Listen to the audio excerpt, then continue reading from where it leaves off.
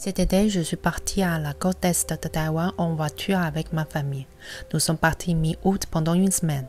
Étant donné que je suis professeur d'université et que mon père est étudiant, nous étions en vacances d'été. Mes parents sont à la retraite et mon mari, il est fonctionnaire et heureusement, il avait des RTT pour partir en vacances avec nous. Comme nous aimons beaucoup la mer, nous avons choisi de conduire le long de la route côtière pour profiter de la belle vue sur les eaux. Il avait un temps superbe pendant toutes nos vacances. Nous avions de la chance. D'abord, nous sommes allés à une source d'eau chaude qui se trouve dans une vallée. C'était une véritable détente de nous y baigner en contemplant le sublime panorama sur la vallée qui se dressait face à nous. Ensuite, nous nous sommes arrêtés à Yilan, une ville charmante dans le nord-est de Taïwan.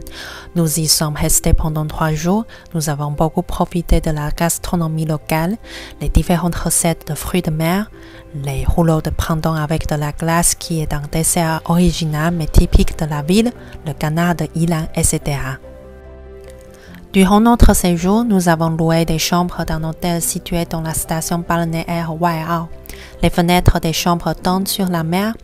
Nous avons ainsi pu admirer le lever et le coucher du soleil à la baie avec l'île de Guishan en arrière-plan.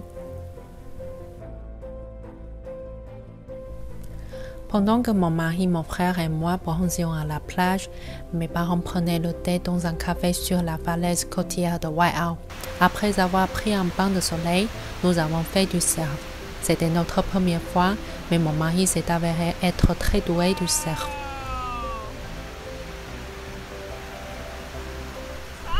Le lendemain, nous nous sommes rendus en bateau sur l'île de Guishan qui était une base militaire et qui est actuellement une île inhabitée ainsi qu'un parc maritime protégé.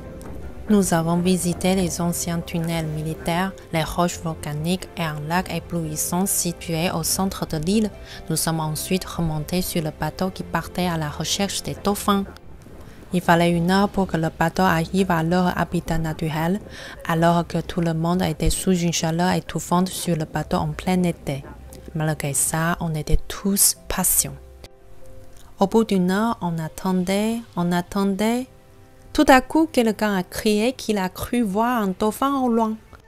Sur le champ, comme par magie, 2 dauphins se sont élancés dans les airs juste devant notre bateau avant de replonger dans la mer. Il y en avait en fait un troupeau autour du bateau. Leurs ailerons ont fendu la mer. Nous avons pu nous balader avec les dauphins pendant presque une demi-heure. C'était vraiment une expérience inoubliable. Même si nous avons commencé à avoir le mal de mer juste après, nous étions satisfaits en rentrant avec une âme d'enfant.